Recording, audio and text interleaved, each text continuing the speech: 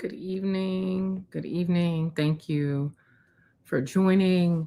There is so much happening in Minneapolis over the last 6 days, right? Tomorrow makes 1 week since our community has really found itself as back at being the epicenter of a nationwide move and call for justice. I wanted to hop on here because someone shared with me some footage of the aftermath of the fatal shooting of Renee Good. And for our process, in terms of the organizations that I represent and that I lead, we really, one of our values is consent, checking in with family, making sure that they're okay with their loved ones being portrayed in a certain light. And I want to be mindful, right? In media, journalists oftentimes, they want to be first. They want to get the story out there, right? To help build their audience and serve their advertisers and all of these things that decenter our humanity, that oftentimes can sensationalize the truth. And so I have a certain process. My hope was to be able to reach out to Becca Good, the wife of Renee Good, talk to her, see if she wanted to see this footage, see if she consented with us editing it and blurring out the graphic nature of it so that it could become digestible for the public to view. That takes time, right? We don't have those relationships at this time. So we've been reaching out, trying to get in touch with the family. But in the meantime, I wanted to alert the public. Likely, this footage will, and not just the public, I wanted to alert the media. Likely, this footage will surface online. I believe that there are maybe 2 or 3 people who have this footage, and it is grotesque. It is extremely graphic. And so we alerted the media to also, we know here in Minnesota, our mainstream media does not always get it right. And so to share with them that they also have a duty to honor the dignity of Renee Good's life, and that they have a responsibility to ensure that they do not exploit her death, that they do not exploit anybody's death for that matter. And so I'm sure the media does not hear that message. Often there's no one in a newsroom who's really gonna say that. It's not necessarily the traditional code of ethics for journalists to not publish this type of footage. But I did share it with a group of mainly local media, a few national media outlets. I requested that they do not photograph or record the footage that I shared with them because of its graphic nature. We did provide them a few screenshots if they did want to report out verbally or in print what they witnessed on the footage. And so potentially those stories may be coming out. And so I wanted to share here with you all what I observed when I looked at that footage and try to be a barrier so that you guys don't have to be exposed to that level of trauma. And again, like I said, we're trying to reach out to the family. If anybody knows someone who is related to Renee Good or is close to her family, please, we're hoping to get in touch with her. We have encouraged eyewitnesses to upload this footage to the portal because the footage that is unpublished, that I gained access to, that I did a private viewing with, what it details is the aftermath. It details how this investigation was either handled or mishandled. And when we talk about whether or not this investigation is being handled at all, like, the FBI, the federal government came out very quickly and said, We will not be doing an investigation. The agent was justified in his use of force. Today, we saw 6 attorneys with the federal government resign as a result of their lack of investigation. But not only did they make a decision to not investigate, they also wielded their power to get the BCA, our local investigative bureau, removed from being able to investigate this case as well. And so we have seen the development locally from the Minnesota Attorney General, Keith Ellison, as well as Hennepin County Attorney Mary Moriarty stepping forward, opening up a portal for evidence to be submitted publicly. But let's be clear, what is the timeline of that investigation, right? And needless to say, this is, I don't want to say an afterthought, but it cannot compensate for the poor investigation that was done on the scene. I'm going to show you guys a couple of still frames from this unpublished footage, just so you guys can kind of understand what it shows you. So please just be aware of the graphic nature of this. I won't show anything that is, grotesque or graphic in that nature, but just some shots so you can kind of get an understanding. So this first screenshot, you'll see when medics arrived on the scene, you'll see the back of Renee Good's head. You'll also be able to see what agency was there responding. So I'm going to cut to that here. And so you can see her head is down. She is leaning forward. And after you watch the moments following this, you start to wonder, did the medics see any signs of life? And the reason why that question is so imperative to the decisions that were made by those medical professionals following is, if there was no signs of life, then Renee Good's body technically should have stayed at the scene because it needed to be examined as evidence. This is critical because the federal government claimed that the shooting was justified only based on information saying that, the agent was in front of the car, right? So small details like where the bullet went through, how her body was leaning, all of that becomes evidence that can either prove their claims or disclaims. Right? And so removing claims from people in the public, they at this point were just speculation up until being able to see this footage.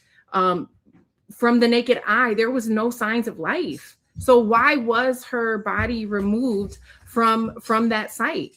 Her body should have stayed there, or medical professionals should be issuing a statement letting the public know what signs of life gave them the authority to remove her body from the scene.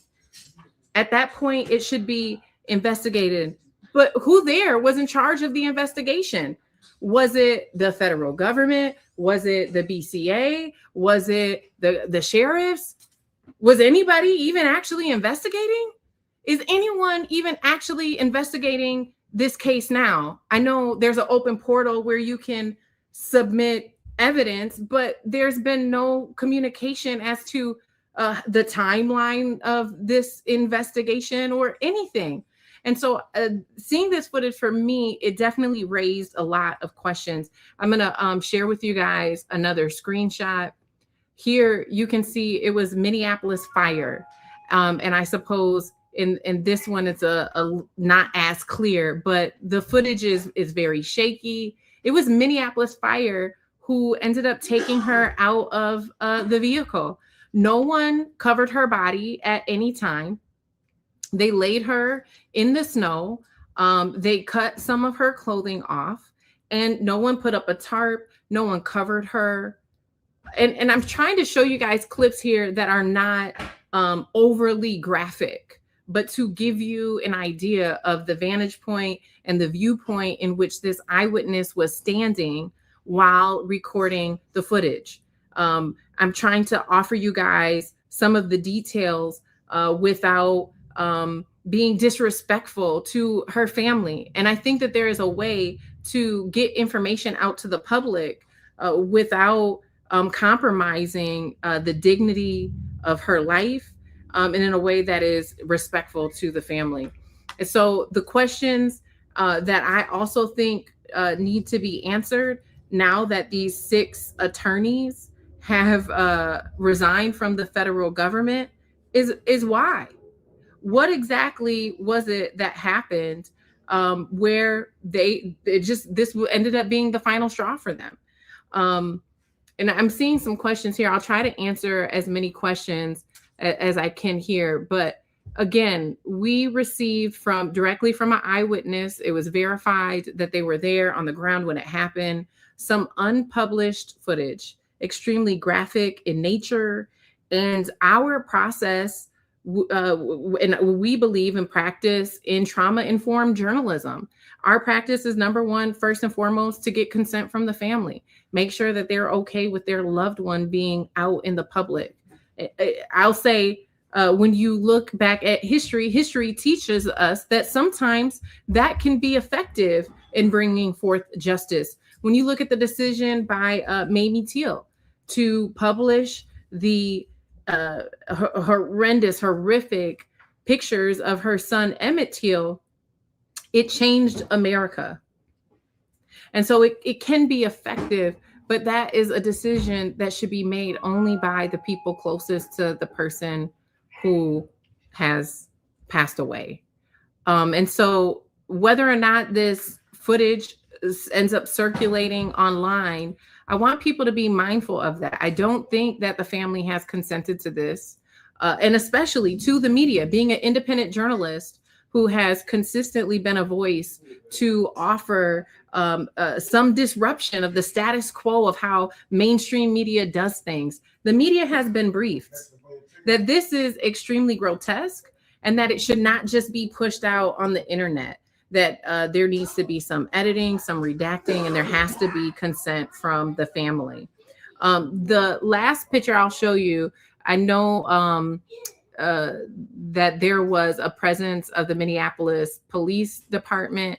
They were also present at the time when Renee was pulled out of the car. And so there is a lot of witnesses who saw this happen. Minneapolis Fire, you can see there, this is the individual who ended up pulling her out of the vehicle. And the question that I have after seeing the footage directly to this individual, this professional, if they were trying to render aid, that totally makes sense. Totally makes sense. But what indicators of life did they identify? From the footage, it looks like she was deceased upon their arrival. At which point, that means if she was deceased upon their arrival, then her body should not have been touched in any way. It should have become a part of the investigation. And so there are a lot of concerns about the integrity of this investigation. We know the federal government has said that they're not going to investigate. They try to take the case away from the BCA. The Hennepin County attorney and the attorney general are collecting evidence, doing what they can. But ideally, when you have,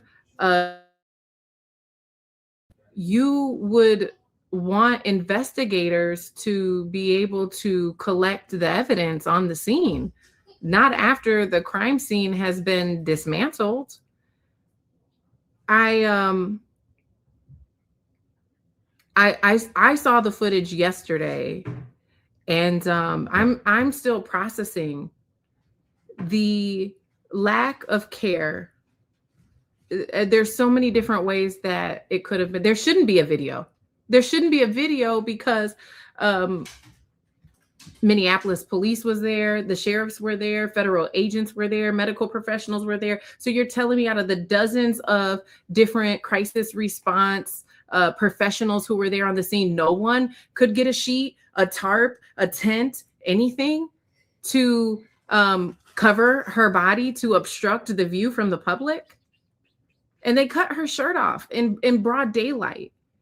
I understand the priority, if they thought she was still alive, would be to render aid. That's totally understandable, but there's only so many people who can render aid at one time. So what is everybody else doing that's standing around? And here's the question. If there was proof of life and she was still living, and that's why they took her out of the car, and that's why they removed her scene from the body, then you tell me why the person who identified them as a physician who was there and offered to render aid before the medics came, why were they denied the ability to render aid if she was still living, right? And so I think for me, it's the discovery of these small details, these nuances that we got second and third and fourth hand from different people who were there, and we're trying to figure out who's credible. And there's AI videos and AI photos that are going out all over the internet. And so we don't want to just believe everything that we hear. We need concrete proof. We need concrete evidence. And so this footage, it's about 1 minute and 50 seconds. I think the original file is about 6 minutes. I have not seen the full 6-minute clip, but in the 1 minute and 50 seconds that I have been able to see, it just really bears the question of the integrity of this investigation. The question that has to be answered first, however, though, is, was there proof of life when medical professionals arrived? And if there was proof of life, why then deny her aid? There were people there who are offering to render aid to her. Why deny them? If there was still proof of life by the time medical professionals got there, they should not have denied the physician that was on site the ability to render her aid. That could be the difference. If she was still living, that could have been the difference between her living and her dying. And they denied her that. And so that, to me, is telling that it's like, okay, if that's your answer here to this footage that we're seeing, that she was still living, and that's why you pulled her out the car, and that's why you took her away, because she was still living, then somebody needs to be held responsible for denying her aid. And then if you're telling me that, in fact, she wasn't, then you have to answer why you removed her body from the scene, because that impeded on the investigation. It impeded on the ability for investigators to get photographs. And it's all these small critical details. When you have this case has become politicized, right? The investigation has become politicized. And so when you look at all these small, what seems like finite details, it could be the difference between the prosecutor having the evidence that they need to move forward with charges or not. So I'm trying to be based on what I witnessed, but as a human being and as a mother, I also am just deeply disturbed by the lack of respect for another human being. I've been in media now for almost 17 years. I've covered a lot of crime scenes, triple murders, double homicides. I referenced today that I was at the crime scene when Brian Quinones was fatally shot by police in Bloomington. And the BCA was called in to investigate that crime scene. They left this man's body on the ground for more than 4 hours in the rain until they fully completed their investigation. They covered him, but it's to compare and contrast. Why was her body removed from the scene so expeditiously, so expediently, so quickly? And if it's because she was still living, then why was she denied aid when a physician on site offered to deny aid? And so, as we think about where we go from here, there's either going to be charges or there's not. And if the Attorney General and the Hennepin County Attorney are really serious about moving forward with this case, I think they should update the public on what their timeline is, because people want answers. And I think people, especially people who witnessed this firsthand, are dealing with a lot of trauma. They're scared. They're terrified, right? They're afraid of retaliation for speaking out. They're afraid for retaliation of uploading evidence.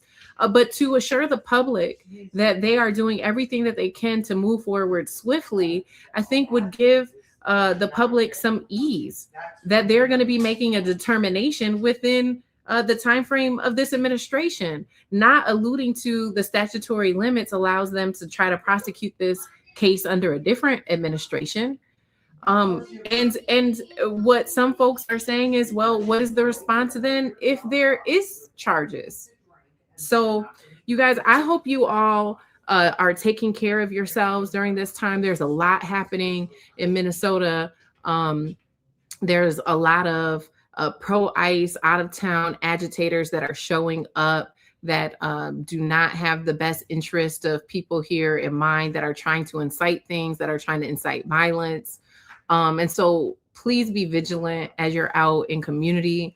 We know that 1,000 more agents were deployed here. So officially in the state of Minnesota, we will now have more federal agents in our state, or I should say within the metro area, than what we do have local law enforcement. So our local law enforcement authorities will be outnumbered. And what that means, well, we're hearing from rapid response organizers that they're getting a call about an ICE arrest once every minute. I think 2-3 days ago, it was every 15 to 20 minutes. Now they're saying every single minute they're getting a call about a report of an ICE arrest happening somewhere in the city. We just posted a video a little bit earlier showing an ICE agent had arrested somebody in a car in downtown Minneapolis, pulled them out, didn't even put the car in park. The car starts rolling down the street. The ICE agent has to run and jump in the car. I mean, it's mayhem.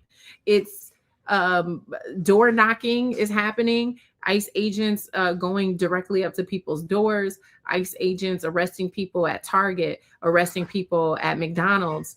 We saw the incident outside of the high school in Minneapolis, which has now resulted in a lot of schools in the Twin Cities shifting virtually. And so we, in my opinion, I would say, are in a state of emergency. And we need to be prepared. We need to have safety plans with our children. We need to be helping our children understand what it means to be living through this moment, because they, especially the little ones, cannot quite wrap their head around it. So I will continue to keep you guys updated, and not from a standpoint of trying to sensationalize stories, trying to show you guys people getting tear gassed and shot with rubber bullets and the most graphic, like that is not what independent journalism represents. In my opinion, independent journalism should be about getting you guys the facts, showing you what mainstream media will not show you. And yes, sometimes those things are included, but not in a way that sensationalizes things, not in a way that discounts someone's humanity. And so more to come. If we're able to connect with the family of Renee Good, if they would like this footage out, we will do our best to edit it in a way that honors her humanity, to show you guys. But it is the footage, the unpublished footage that we received it's horrific. If there was any question about where Renee was shot, I'm not sure if you guys felt like the reports of her being shot in the head were unconfirmed, but the footage is evidence that she was definitely shot in her head. This was overkill. They cut, the medical professionals cut the shirt off of her body. There was no injuries on her body. And so to see the federal government dismiss this so quickly, it does not surprise me that 6 attorneys resigned today. What does that tell you? What does that say? I hope that this, especially with the resignation of those attorneys, marks, a shift in what we've been seeing. I can't really say I'm confident that it will, but we should remain hopeful. We should remain hopeful. I was reminded today, just how much our ancestors endured. This was something that was mentioned today by civil rights leader, Dr. Nakima Levy-Armstrong. Our ancestors had to endure so much more. And so if they could make it through that, then we can make it through this. So please, you guys, I'm getting ready to log off. It's been an extremely long week. We will be covering the student walkouts tomorrow. There's also a press conference tomorrow as well with women and mothers calling for charges, demanding justice for Renee Good. We'll cover that. And I have been trying to swing by the memorial every day to just get photographs of how that site is growing. We do know that in Minnesota, whether they show it to you on mainstream media or not, when things like this happen, the community does come together and take care of one another. So in that same spirit, you guys, make sure you take care of yourself. Have a good night.